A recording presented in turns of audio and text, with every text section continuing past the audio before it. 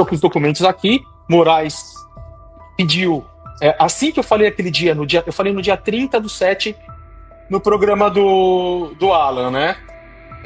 No dia 30/7 eu falei ao vivo no programa do Alan, quando foi aplicada a Magnitsky, e no dia posterior, 31/7, Moraes já pediu minha prisão. Olá, Edu Carvalho, melhor canal de corte do YouTube. Esse negócio do like e do repost faz toda a diferença, e você verificar se está inscrito no canal também, com o tal do sininho das notificações. Isso faz com que o YouTube mande para mais e mais pessoas, vejam se estão inscritos no canal. Muita pauta para falar hoje, então vou direto ao ponto. Hoje nós tivemos a notícia, que saiu em todos os jornais, de que Eduardo Talhaferro havia sido preso na Itália. Tá aí a notícia da Veja. Eduardo Talhaferro é detido na Itália. Todos nós tivemos a imagem do caso Carla Zambelli, onde a polícia da Itália se comportou de forma, e o judiciário da Itália se comportaram de forma esquisita. Naquele momento, Alexandre de Moraes ainda não havia sido sancionado como violador internacional de direitos humanos, mas ainda assim houve um comportamento esquisito da justiça italiana. Então, houve uma preocupação enorme do que tinha acontecido. Quem acompanhou meu X recebeu as informações que, na verdade, ele não havia sido preso, mas sim detido pela polícia. E agora veio a informação de que, com os documentos, de que a justiça na Itália, na verdade, negou um pedido de prisão feito pelo pseudo-juiz Alexandre de Moraes, já que a decisão da Corte de Apelo de Catanzaro decretou algumas medidas cautelares enquanto chega a decisão sobre o processo de extradição. E eu quero chamar aqui o Eduardo Talhaferro, sem mais delongas, para falar especificamente sobre esse assunto. Eduardo Talhaferro, seja muito bem-vindo pela primeira vez ao Paulo Figueiredo Show. Boa tarde, Paulo Figueiredo, é um prazer estar com você aqui. Mesmo que numa situação não tão triste, né? Porque já é uma vitória, começando com uma vitória, mas vamos seguir em frente, né? Vamos à luta. Eduardo, a pergunta que todos no Brasil querem ter, você tem tido um papel preponderante, tem uma jornada muito interessante eu diria quase que bíblica, que de algoz para grande whistleblower, para o grande informante sobre os abusos que acontecem no Alexandre de Moraes. Seus documentos, as suas revelações foram absolutamente fundamentais e cruciais. Eu, pessoalmente, utilizei de muitas delas para tanto a sanção por lei Magnitsky contra o Alexandre de Moraes, quanto também as sanções de cancelamento de visto de várias pessoas do gabinete. Mas eu diria que o Brasil passou a ter uma preocupação com a sua figura. Então eu começo esse bate-papo perguntando a você se você está bem. Sim, graças a Deus estou bem. Como eu já venho falado há muito tempo, tudo isso é previsível, eu já esperava. Então não foi nenhuma novidade para mim. A gente até fica um pouco ansioso quando chega no caso aqui o Carabinieri, mas tudo conduzido na plena calma, na tranquilidade. É previsto, não tem o rito, a gente não consegue escapar. Na verdade, o rito correto da Itália, não o rito virtual, o rito do Alexandre de Moraes, né?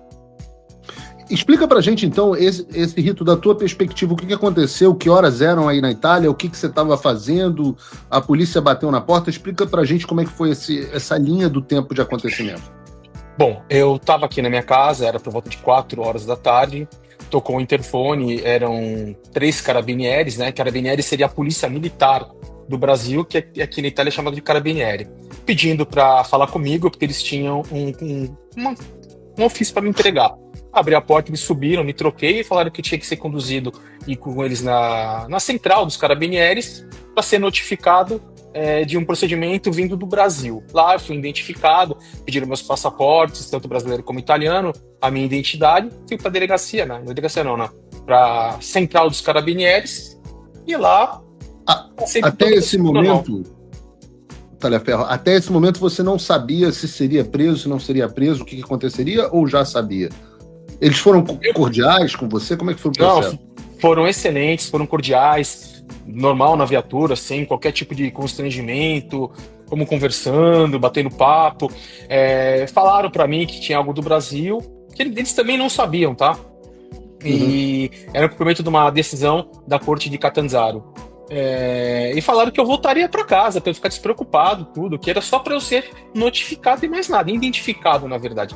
Inclusive, na própria unidade dos Carabinieri, foi assim tratado muito melhor que em diversos locais do próprio Brasil.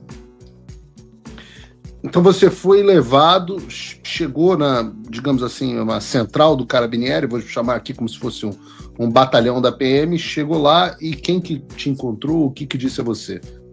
Eu fui já daqui da minha residência acompanhado de 2 carabinieri e o capo que fala, né, que é o chefe deles, seria o chefe da região, né? Chegando lá, eles me levaram para pro primeiro piso lá. Passei, aí eu conversei com um outro carabinieri, que é o que faz a identificação civil, né? Foto, documentos. Isso foi encaminhado, inclusive, para Roma. Roma tem centraliza esses dados. E depois disso, só fui cientificado e pronto, mais nada. Quanto tempo durou o procedimento como um todo?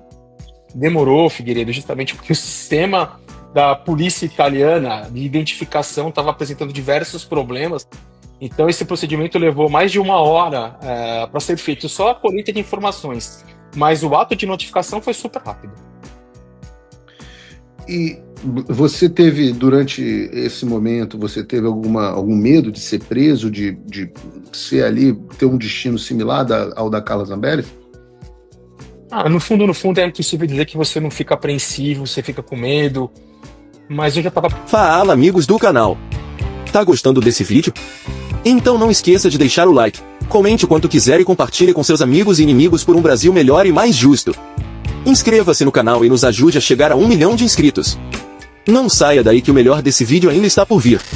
Preparado, Figueiredo, eu já estou preparado para isso, entendeu? Inclusive me questionaram, por que você entregou os 2 passaportes? Por que você não guardou um para ir para os Estados Unidos?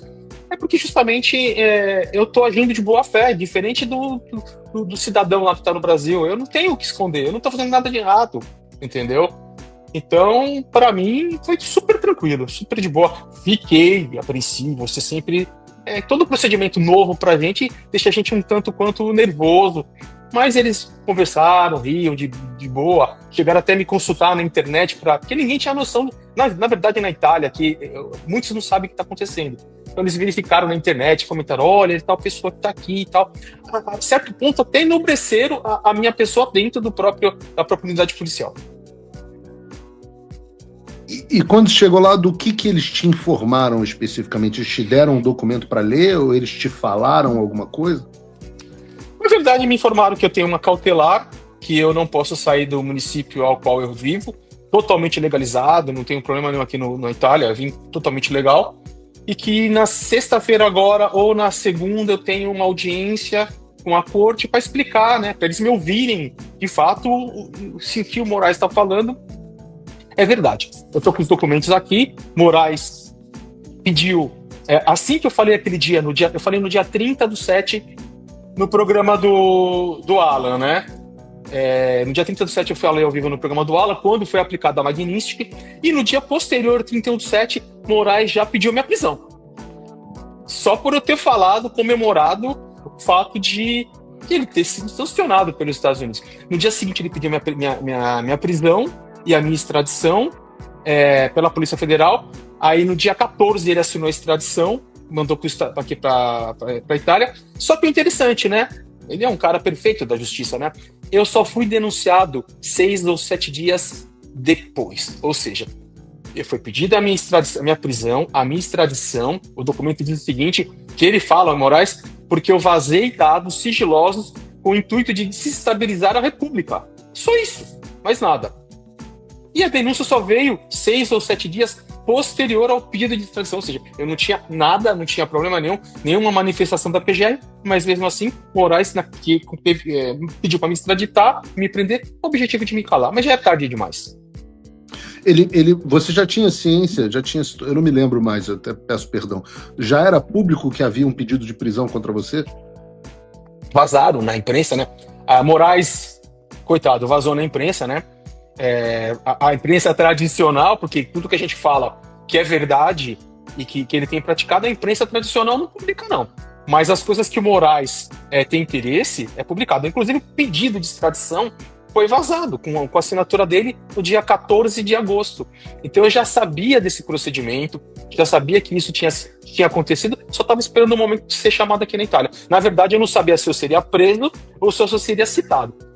A Itália, de fato, a Corte de Catanzaro não acatou a prisão, mas aplicou medidas cautelares. Eu quero ler aqui a decisão. Bruno, se a gente tiver o documento para colocar aqui na tela, obviamente está em italiano, então eu vou ler graças a uma tradução eletrônica. Pode colocar para a gente, Bruno? Obrigado. Esse é o documento da Corte de Apelação de Catanzaro, terceira sessão penal, referente a EP Brasil. A corte assim composta por Dotti Antônio Batalha, Antônio Guilho e Paula Siriaco, reunida na Câmara de Conselho, ou seja, foi uma decisão colegiada, não foi uma decisão unilateral, emitiu a seguinte ordem sobre o pedido de aplicação de medida cautelar para fins de extradição apresentado pelo Ministério da Justiça, o Ministério da Justiça italiano, nos termos do artigo 714 do Código de Processo Penal em relação a Eduardo de Oliveira Talhaferro, nascido no Brasil e tal.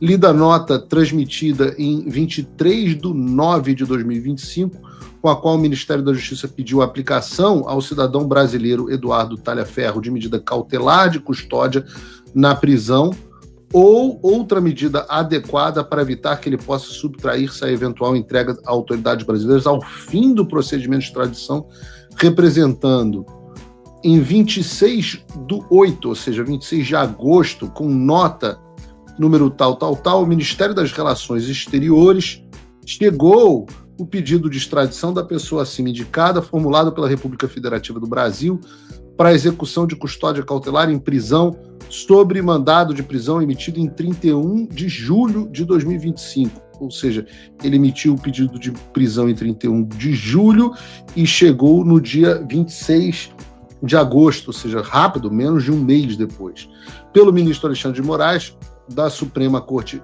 Federal do Brasil, com a petição número tal, nos termos do artigo 302 do Código de Processo Penal Brasileiro, no âmbito do processo número tal, para crimes previstos nos artigos 154 e 325 do Código Penal Brasileiro, de divulgação de informações reservadas contidas no seu telefone celular, com o objetivo de desestabilizar as instituições republicanas. Realmente, crime de atentado às instituições. Diz aqui que em 22 de setembro, a Direção Central da Polícia Criminal, Serviço para a Cooperação Internacional de Polícia, informou que Eduardo Talhaferro está localizado e aí deu o seu endereço. É necessário assegurar que Eduardo Talhaferro não se subtraia à eventual entrega ao final do procedimento de extradição, considerando que até hoje ele se subtraiu à execução da medida. Considerando que em nota de 24 de setembro, dirigida ao Procurador-Geral e transmitida a essa Corte para conhecimento em 25, o Ministério da Justiça encaminhou o pedido de extradição recebido em 25/8, ou seja, demorou aí um mês na Itália, da República Federativa do Brasil e os relativos anexos, a saber, módulo para pedido de extradição, datado de tal, contendo a síntese dos fatos atribuídos à pessoa cuja extradição solicita, a indicação das normas penais violadas e demais elementos exigidos. B, mandado de prisão de 31/7 no âmbito do processo tal. E C, relatório da Polícia Federal. D, parecer da Procuradoria de 30/7 e E, versão de toda a documentação em língua italiana. Considerando que existem os pressupostos para a aplicação da medida cautelar coercitiva destinada a garantir que a pessoa cuja extradição é solicitada não se subtrai à eventual entrega, observa-se contra o sujeito foi emitida a medida restritiva da liberdade pessoal, um mandado de prisão cautelar em tal, nos autos da por Alexandre de Moraes. Da medida restritiva emergem graves indícios do delito de revelação de segredo de ofício, agravado pelos artigos tal. Resulta que, em particular, Eduardo Talhaferro foi indiciado com base na análise do seu conteúdo do seu telefone celular, e aí ele lista aqui as coisas que você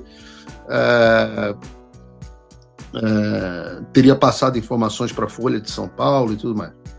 Não emergem, por outro lado, condições impeditivas da extradição, nos termos tal, blá. Considerando que o comportamento do sujeito, afastando-se do Brasil há tempo considerável, indica vontade de eludir responsabilidades e evitar a entrega, e que não há medidas menos gravosas que assegurem a apresentação, decidi-se aplicar, em relação ao grau e à natureza das exigências cautelares, as medidas previstas no artigo tal. Decisão. Aplica-se a Eduardo Talhaferro, residente em tal, as medidas cautelares e aí ele entra efetivamente no que se aplicou. Da obrigação de permanecer no município de residência, proibido de se ausentar sem autorização do juiz do território do município, apresentar-se sem atraso ao comando da estação Carabinieri para declarar o lugar onde fixa a própria residência e os horários e locais em que será diariamente encontrado para os necessários controles, com obrigação de comunicar previamente à mesma autoridade eventuais variações dos lugares e horários indicados. Ordena-se a execução ao comando de Carabinieri competente por território, dispõe-se que no ato da sua notificação sejam retirados o passaporte e outros eventuais documentos válidos para o exterior. E é isso. Então, basicamente, a decisão contra você pede para que você continue na comarca que se encontra. É isso? É exatamente isso, que eu continue na comarca e posso sofrer alguns controles, né? Eles podem vir me visitar, ver se está tudo ok. Se eu continuo morando aqui, nada além disso, não tem prisão, nem medida que eu não possa falar na internet, não aprender no meu celular, nada. Só reter os meus documentos para que eu não me ausente da Itália e restringir a minha circulação somente no município. Não estou impedido de ir para outro local, até mudar de residência, mas com o quê? Avisando a própria justiça italiana. Se você, como eu, está dormindo mais tranquilo agora que o Trump voltou à presidência, ótimo. Mas e o Brasil? Nosso país continua no buraco. A volta do Trump nos dá esperança, mas as coisas não vão se resolver sozinhas. Vai ser preciso muito trabalho, meu e seu. E não adianta xingar muito nas redes sociais achando que isso resolve alguma coisa. Não tem salvador da pátria, não tem um político que vai resolver por você. A responsabilidade é sua. Eu larguei tudo para me dedicar a isso. E você? Como você pode ajudar sem abandonar as suas obrigações? Simples. Apoie quem está na linha de frente. Sem isso, esse trabalho simplesmente não continua. Acesse www.paulofigueiredoshow.com/apoie e com a partir de $5 por mês, garanta que isso siga em frente. Se puder ir além, torne-se meu patrono Gold e participe do meu grupo privado e ajude a definir as minhas próximas pautas. A diferença entre vencer e perder está na ação. Durma tranquilo, sabendo que você fez a sua parte. Obrigado por assistir o vídeo até o final. Se você já chegou até aqui, confere se já está inscrito no canal e se já deixou aquele like generoso. Estamos quase chegando a 1 milhão de inscritos e a sua ajuda é muito importante para levar o canal Olavo do Carvalho mais longe. Até o próximo vídeo, meus amigos. E neste momento é muito fácil aos defensores do plano alegar isso é uma teoria da conspiração.